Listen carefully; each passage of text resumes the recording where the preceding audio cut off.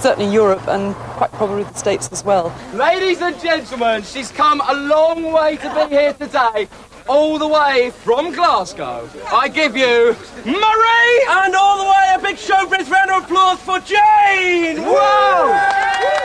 On average, we have about between 7 and 10 companies or individual performers working on the street programme. And of course, street performers break down into different types of groups. We have the circus type acts, the fire eaters, for example, the unicyclists. Any time today.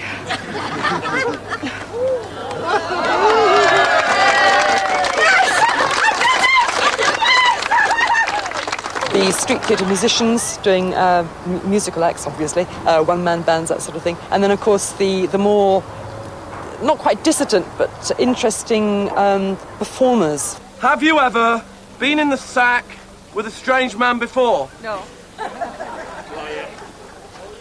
Are you sure? And I've never met a man stranger than this one. That's what I was going to say, actually. I'm glad you said that.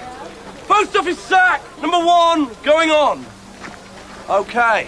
And the Natural Theatre Company, who are with us throughout the festival, but particularly in August, when they'll be everywhere with their amazing acts. You may have seen them in previous garden festivals with the flower pot heads on, and that sort of street theatre is look over your shoulder and there's a strange man doing odd things behind you.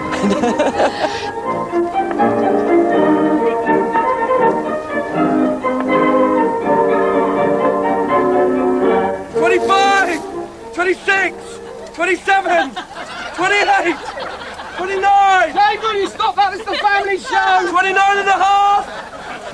30. So where can people find all these things happening in the festival site? Well, all over. It's a huge site, as probably most people are aware now, 200 acres. We do try and spread it around, but just basically keep your eyes open and turn a corner, you never quite know what's going to be happening. And if you don't find them, they'll certainly find you. That's right.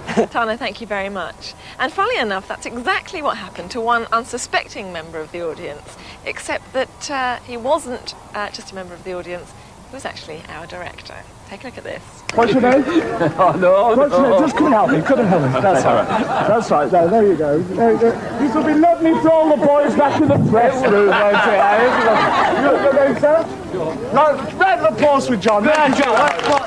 John, yes or no, can you see anything? No. I'm going to turn it round, John. Can you see now? Yes. You can see now? No. I see we've got one of the northern branch of Mensa out here. John's about 5 paces away, so let's shoot, okay? 1, 2, 3. That's John. Let's go. Just get the distance, John. It's all right. Still, John. Whoa! Lower! That's the first time since the series began he's actually had to work for his money. Well, it seems hard to believe, but this entire area, the whole of northeast England and southern Scotland, was once completely covered by trees. A different landscape it must have been then. Man changed all that, of course, as always. He chopped them down to make room for hunting, for farming, for building, sometimes just for fuel. But now the British Trust for Conservation Volunteers is trying to get people interested in planting trees again. They're hoping to plant 1 million by August 1991. And to promote that idea, they've created here at the festival site the Woodland Theme Garden, which is presided over by Lorraine Weeks. What is the theme?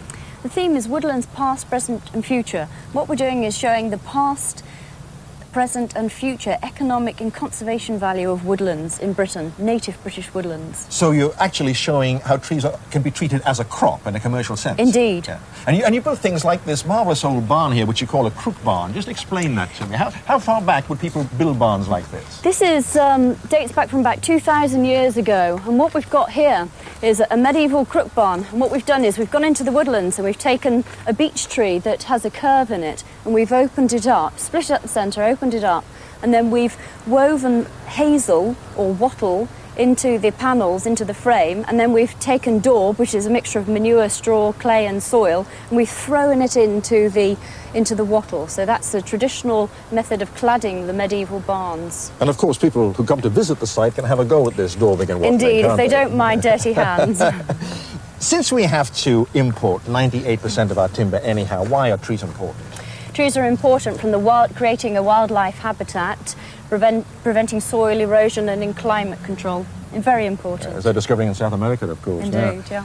These are new ones, presumably. Yes, this is a tree nursery, and we're just showing people how in a very small space, basically in their backyard, you can sow the seeds of oak seedlings, as we've done here, taking willow, cuttons, rowan, birch, all native trees to create a new woodland. Now, this is a tree I certainly haven't seen in any British meadows or woodlands. What is it? This is our litter monster, and what we're doing is we're showing how you can create a beautiful medieval crook barn and a beautiful woodland, but how also people make an awful mess, and so we've sculpted a litter monster out of rubbish. Were these trees here before you arrived? 2 years ago, there was absolutely nothing. It was an old derelict coke works, and we've taken trees, a bit of a rescue bid, from areas such as British coal sites, that these trees would have been bulldozed, and we've taken them and brought them in here. So we've created a new habitat as well as saving trees. Cookson's, our sponsor, have a liaison with local schools, and they've taken native wildflower seeds and sown the seeds such as these oxeye daisies and have created the meadow that you see here. And what about this curious contraption? This is a pole lathe, and what I've done here is basically it's a method of turning wood. I've taken a log earlier on, and now I'm turning it on the pole lathe. How far back would they use one of these things? Certainly medieval times, if not earlier. And so, would you like to have a go? What are you making here, by the way? I'm bodging a chair leg. I'm turning... Bodging a chair leg? Bodging a chair leg. Oh, I'd love to have a go bodging a chair leg. Okay, so if you like to pedal the treadle with your left leg. Pedal the treadle? Pedal the treadle with my left leg. And there we go. And then you push your gouge in So and we're out. showing the trees are also a commercial crop as Indeed. well. Native trees have an economic importance as well as conservation value. I think I'm in the wrong profession. People keep telling me that, of course. Well, this chair leg will be finished after the break. Join us in just a couple of minutes.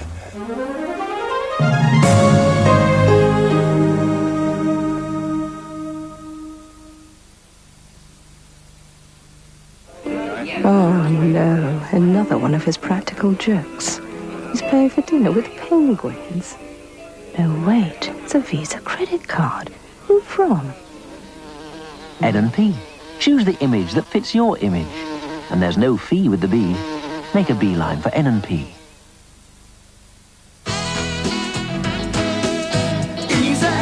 Club patio sets £39.99. Kindergarten conifers 99p each. Kingfisher vinyl wall coverings £1.99 a roll. Students' desks in black ash effect £19.95. Complete Olivia bathroom suites £159.95. Rustic woodblock flooring £3.49 a pack. Half price sliding wardrobes now from only £44.95. Make it easy. Radian Automatic, a detergent that removes dirt and odours even at low temperatures. Radian, try it. Right, Colin. On tonight's menu, Vivaldi and Kingsmill top-grade sandwiches. Made with top-grade of flour, you know. Yes, Mum. Oven-baked, Colin, so it's bigger and tastier. Oh, what would we do without the maestro? Maestro? I thought we had an escort. Yes, Colin. Kingsmill Top Grade, the loaf that's better bread. Replacing all of this because of water damage might cost £300. Could I have prevented it? Yes, with Thompson's Water Seal. Repairing this water damage properly could cost me hundreds. Thompson's Water Seal would have prevented it. Brush Thompson's onto wood, brick or a concrete patio, and it penetrates to form a long-lasting barrier water can't get past. Now I can prevent water damage and save money with Thompson's Water Seal. Thompson's Water Seal, a great defense against repair expense. This is a pint of ordinary lager. And this is low-alcohol lager. Now, some low-alcohol lagers are around 1/3 the strength of ordinary lager. So 3 of these could contain the same amount of alcohol as one of those. Now, this is Caliber from Guinness. And because it's alcohol-free, you can drink as much as you like.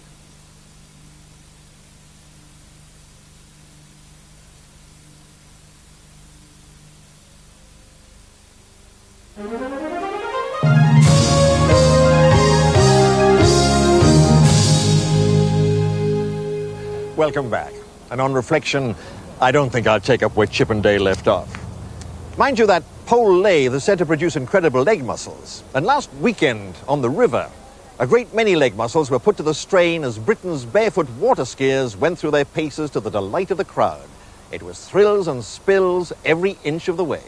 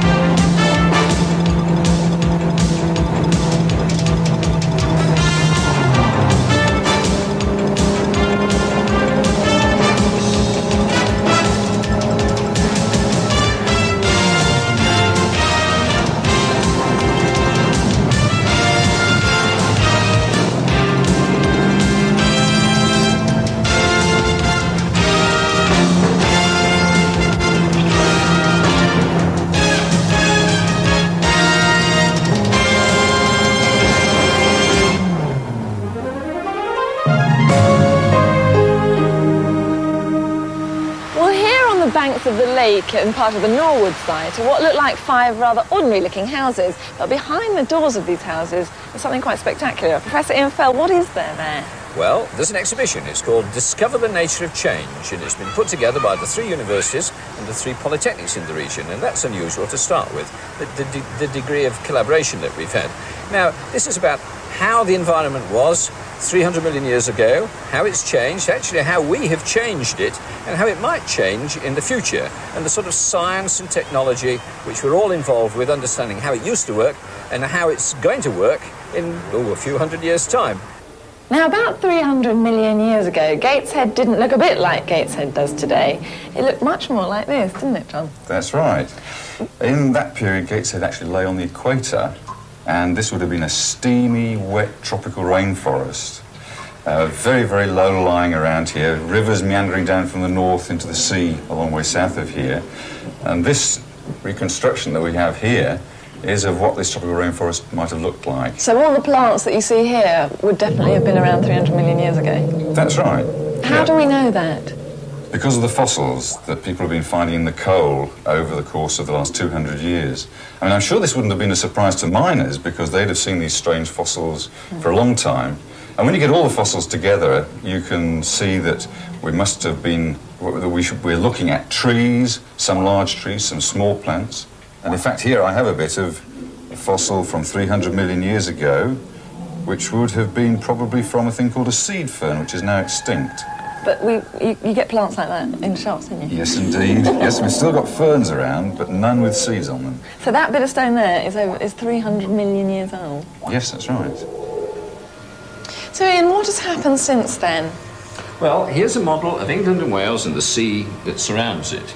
And the coal that's been formed over the 300 million years that the Carboniferous forest existed and gradually changed, a lot of that coal and oil and gas has been burnt. And it's turned into carbon dioxide. It goes into the upper atmosphere. It acts like a greenhouse, just like and the whole Earth is beginning to warm up. Right. And that's a bad thing. What will happen then? What does that mean for us? Well, what it means is that the sea level rises. For one thing, that we know the temperature's gone up about 0.5 degree since the turn of the century. And the sea level has gone up 15 centimetres. Doesn't sound much, does it? But if it goes up 0.5 metre or maybe a metre, we'll reach a situation where Cambridge and Doncaster and York are ports. All this part of the East Coast will have been engulfed with the sea. Now, we keep hearing that the flooding and the hot weather and all that sort of thing, you scientists keep telling us that it's all our fault and it's all because of this sort of thing. Is it really? Well, we do know the carbon dioxide levels are changing in the upper atmosphere. We built some gigantic computers. The computers aren't big enough at the moment for us to really be absolutely certain. But there are about 300 scientists met recently. We had a big conference, and the consensus of opinion was that it's a real effect. I don't think we can take a chance on it not being a real effect. We'll have to start doing things about it. What about the future? I mean, in 100 years' time, 200 years' time, 500 years' time? I suspect that the whole climate here on Tyneside will be different then. It may very well be warmer, and it will probably be a good deal wetter. But lots of people would say that's nicer. Well, you want to be glad that you live on Tyneside and not in a desert somewhere where things might be actually getting worse. Professor, for the moment, thank you very much. As you can hear, there's loads of things to see and do here, so we'll be coming back here in a couple of weeks' time.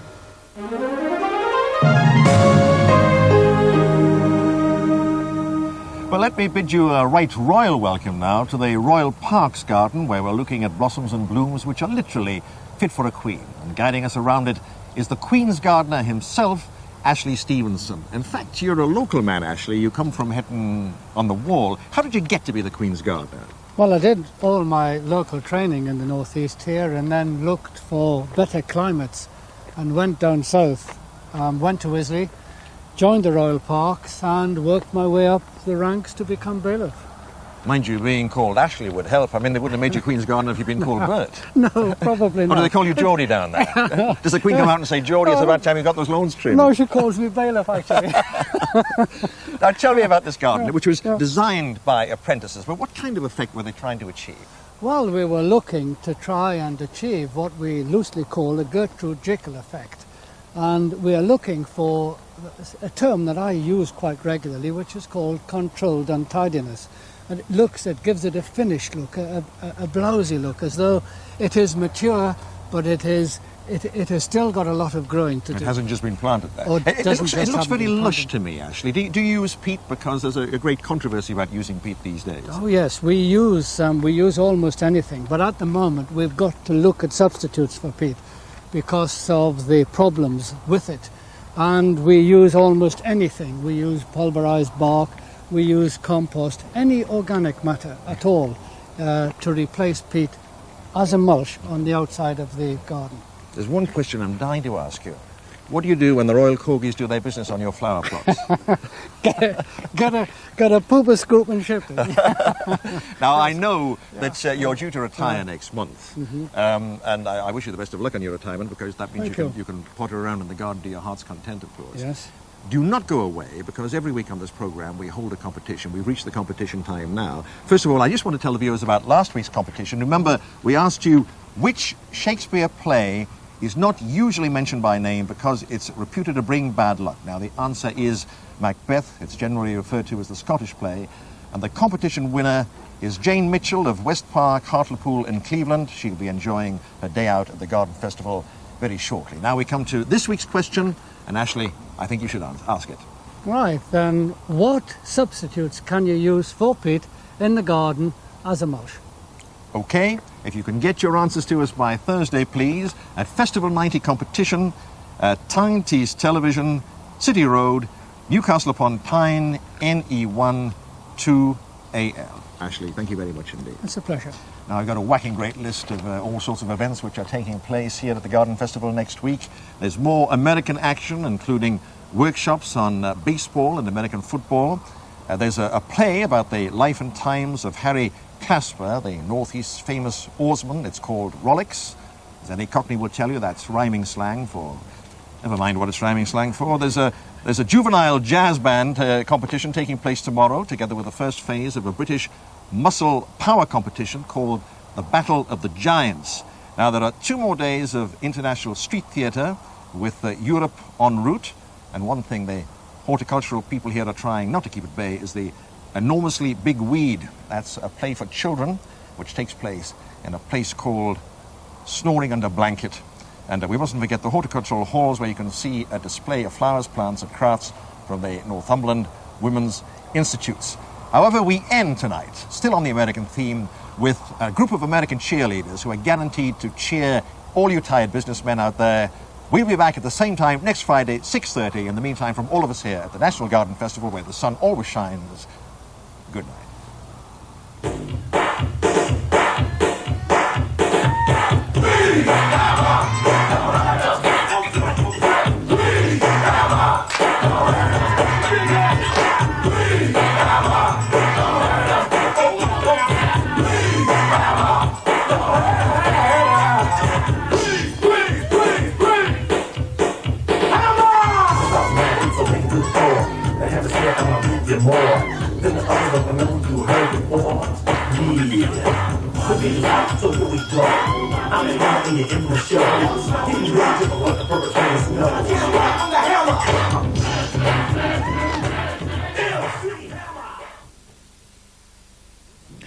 What's on next? Well, that's the $64,000 question. Meanwhile, over on Channel 4, we catch up on the latest national and international Channel 4 news.